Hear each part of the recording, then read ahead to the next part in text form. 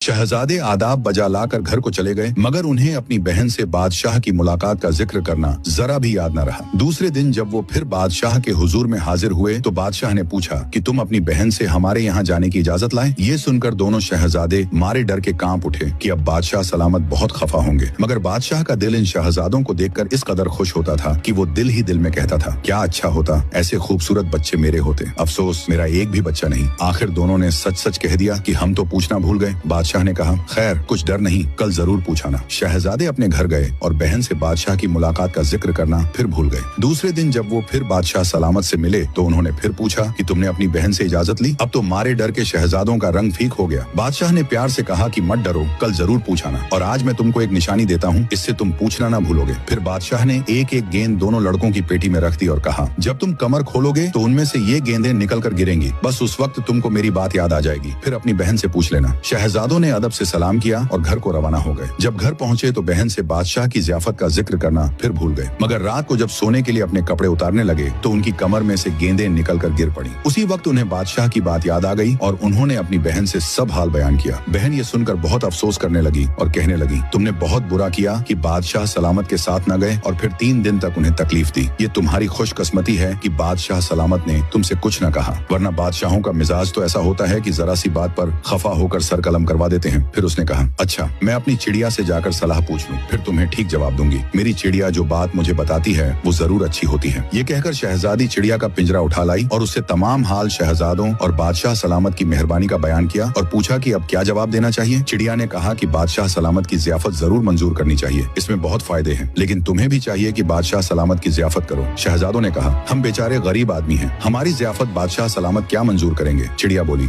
अगर बादशाह सलामत तुम पर मेहरबान है और तुमको अपने साथ खाना खिलाने पर तैयार हैं तो वो तुम्हारी ज़ियाफत भी मंजूर कर लेंगे। दूसरे रोज शहजादे फिर बादशाह सलामत की खिदमत में हाजिर हुए और बादशाह ने पूछा, तुमने अपनी बहन से इजाजत ली। शहजादों ने अर्ज की, हुजूर हमारी बहन ने बहुत खुशी खुशी हमको इजाजत दे दी। बादशाह ये सुनकर खुश हुआ और शिकार खेलकर दोनों शहजादों को साथ लेकर अपने महल की तरफ चला।